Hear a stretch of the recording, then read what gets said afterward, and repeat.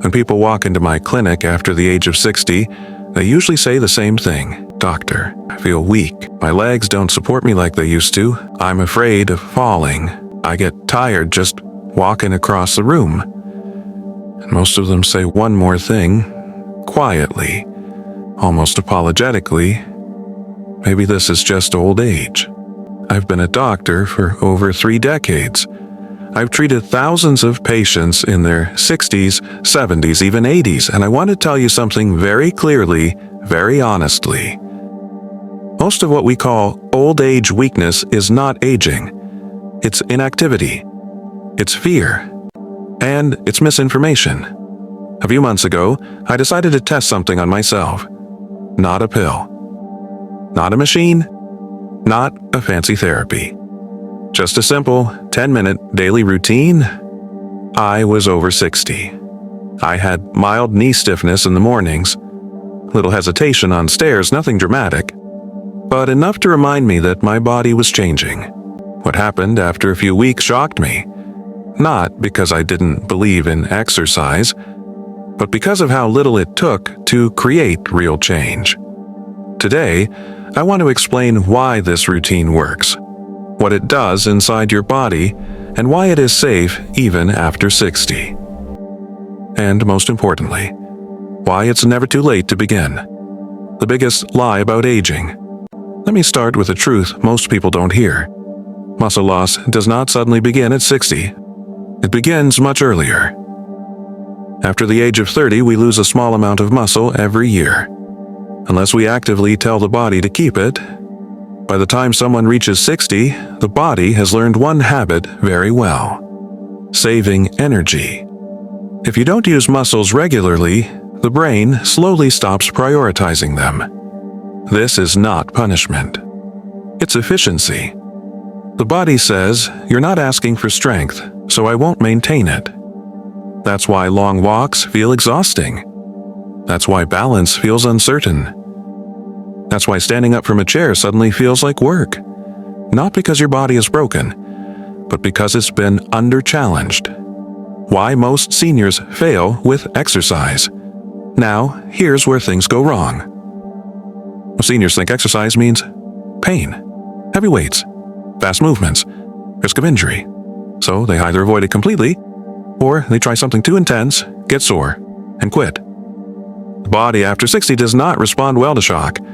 It responds to consistency, simplicity, and safety.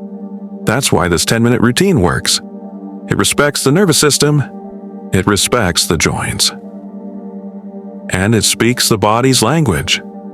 What makes this 10-minute routine different? This routine does not focus on exhaustion. It focuses on activation.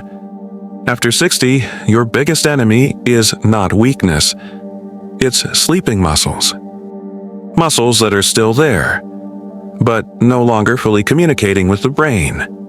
Gentle, controlled movements wake up those signals.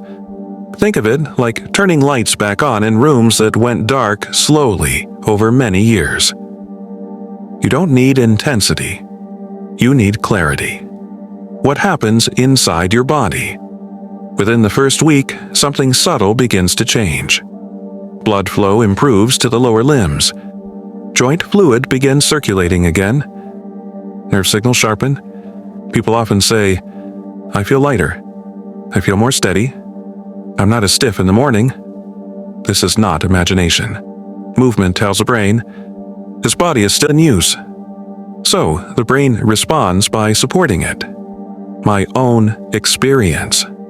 When I started this routine, I wasn't expecting miracles. I expected maintenance. But within weeks I noticed. Easier stair climbing, less hesitation when standing up, better balance while turning. By week 3, something surprised me even more. My confidence returned. I wasn't thinking about falling. I wasn't calculating every step. And confidence is not psychological. It is neurological. The brain feels safe again. Why only 10 minutes is enough? People ask me, "Doctor, is 10 minutes really enough?" Yes. If those 10 minutes are intentional. After 60, the goal is not calorie burning. The goal is communication. You are telling your muscles, joints, and nervous system, we are still partners. Once that relationship is restored, strength follows naturally. The chair is not a weakness. Many people feel embarrassed using a chair. They think it means they are fragile. Let me be clear. The chair is a tool, not a limitation. It provides stability, safety, confidence. When fear is removed, the body performs better. Most falls don't happen because of weakness. They happen because of hesitation. A chair removes hesitation. What this routine actually trains.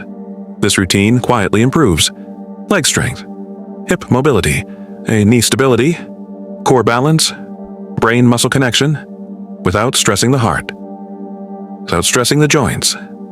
That's why it's safe. Why doctors don't talk about this enough. Modern medicine is excellent at emergencies, but it often ignores prevention. There is no prescription for movement, no advertisement for consistency, no profit in simplicity. So people believe decline is inevitable. It is not. Age is not the problem. Inactivity is. I have patients in their 70s who walk confidently, and I have patients in their 50s who struggle. The difference is not age. It's daily movement. What I tell my patients now, I no longer ask. Do you exercise? I ask. Do you move your body with intention every day? Because intention changes outcomes. What happens if you do nothing?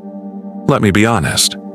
Not to scare you, but to respect you. If leg strength continues to decline, balance worsens, falls increase, independence decreases, fear increases, and fear accelerates decline. But the opposite is also true. Movement creates confidence. Confidence creates freedom. You are not too old.